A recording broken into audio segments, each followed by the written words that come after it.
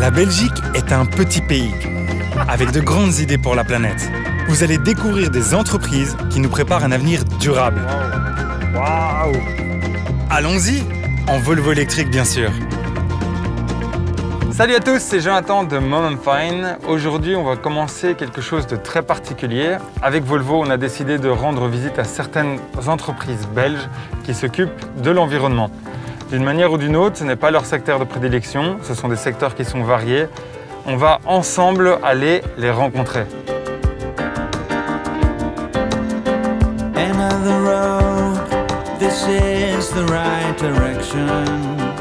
Bonjour Wim, merci de nous accueillir ici chez Volvo Gand.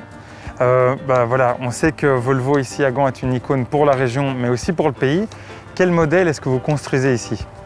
Ici à Gand, on construit le XC40, c'est le modèle principal. Aussi le XC40 Recharge Twin, c'est le même modèle mais uniquement électrique. Le V60, le V60cc. Et aussi à partir de l'automne de 2021, aussi le C40. Et ce sera uniquement disponible en modèle électrique. J'ai entendu que la Belgique était la deuxième maison pour Volvo après la Suède. Pourquoi?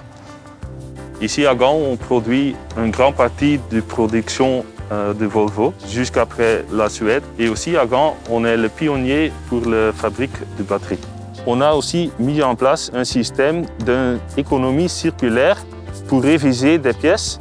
Et cette année, on a quand même économisé 3000 tonnes de CO2. Et est-ce que vous avez des objectifs ici chez Volvo, quelque chose que vous aimeriez atteindre à l'avenir?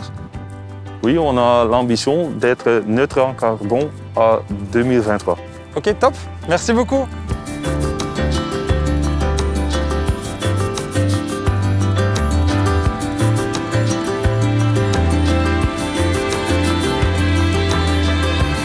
Dans 2 minutes, on arrive au parc éolien de Eneco. Je ne sais pas si on t'a déjà emmené là-bas. On t'a emmené là-bas, toi? C'est sous-estimé, ok?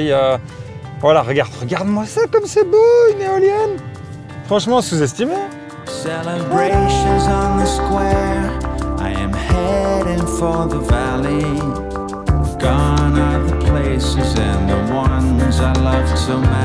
Voilà, on est au parc éolien de Perouet.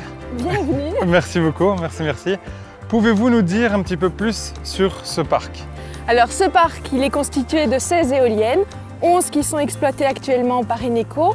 Et alors ce parc permet de fournir en électricité 8000 familles. Et vous avez plusieurs parcs, j'imagine, en Belgique? Oui, alors nous avons une centaine d'éoliennes onshore, c'est-à-dire sur terre en Belgique. Et nous avons des participations dans des parcs éoliens en mer aussi, qui permettent d'avoir accès à 102 éoliennes en mer. Les éoliennes en mer que nous avons actuellement permettent de fournir près de 900 000 familles en électricité par an. En Belgique? En Belgique, tandis que les éoliennes que nous avons onshore, sur terre, permettent de fournir en énergie 150 000 familles.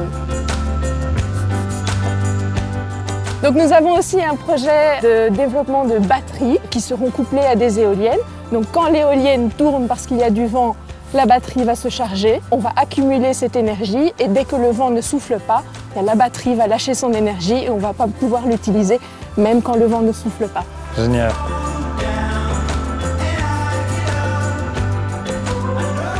Petit résumé de ce que j'ai appris pendant cette première vidéo. La toute première chose, c'est que moi, je me focalisais toujours sur si les voitures étaient électriques ou pas, mais pas à des éléments importants comme la production. En général, j'étais assez surpris de voir tout ce qu'il est possible de faire.